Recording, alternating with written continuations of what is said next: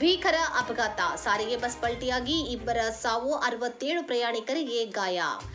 ಚಾಮರಾಜನಗರ ಜಿಲ್ಲೆಯ ಕೊಳ್ಳೇಗಾಲ ತಾಲೂಕಿನ ಮಧುವನಹಳ್ಳಿ ಬಳಿ ಸಂಭವಿಸಿದ ಭೀಕರ ಸಾರಿಗೆ ಬಸ್ ಅಪಘಾತದಲ್ಲಿ ಇಬ್ಬರು ಸ್ಥಳದಲ್ಲೇ ಸಾವನ್ನಪ್ಪಿದ್ದು 67 ಮಂದಿ ಗಾಯಗೊಂಡಿರುವಂತಹ ಘಟನೆ ನಡೆದಿದೆ.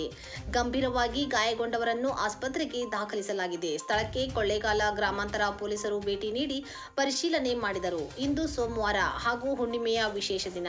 ಹೀಗಾಗಿ ಮಲೆ ಮಹದೇಶ್ವರ ಬೆಟ್ಟಕ್ಕೆ ಸಹಸ್ರಾರು ಸಂಖ್ಯೆಯಲ್ಲಿ ಭಕ್ತರು ಆಗಮಿಸಿದ್ದರು. ಮಾದಪ್ಪನ ದರ್ಶನ ಮುಗಿಸಿಕೊಂಡು ಮೈಸೂರಿಗೆ ವಾಪಸ್ ಪ್ರಯಾಣಿಸುತ್ತಿದ್ದ ವೇಳೆ KA57F3964 ಸಂಖ್ಯೆಯ ಕೆಎಸ್ಆರ್ಟಿಸಿ ಸಾರಿಗೆ ಬಸ್ನ ಮುಂಭಾಗದ ಟೈರ್ ಏಕಾಏಕಿ ಬ್ಲಾಸ್ಟ್ ಆಗಿದೆ. ಇದರಿಂದ ಚಾಲಕನ ನಿಯಂತ್ರಣ ತಪ್ಪಿದ ಬಸ್ ರಸ್ತೆ ಬದಿಗೆ ಪಲ್ಟಿ ಹೊಡೆದಿದೆ. ಬಸ್ ಪಲ್ಟಿಯಾಗುತ್ತಿದ್ದಂತೆಯೇ ಒಳಗಿದ್ದ ಪ್ರಯಾಣಿಕರಿಗೆ ದಿಕ್ಕೇ ತೋಚದಾಗಿದೆ.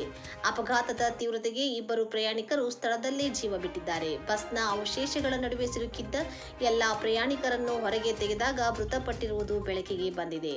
ಸದ್ಯ ಮೃತ ದೇಹಗಳನ್ನು ಮರಣೋತ್ತರ ಪರೀಕ್ಷೆಗಾಗಿ ಕೊಳ್ಳೇಗಾಲ ಸರ್ಕಾರಿ ಆಸ್ಪತ್ರೆಗೆ ರವಾನಿಸಲಾಗಿದೆ.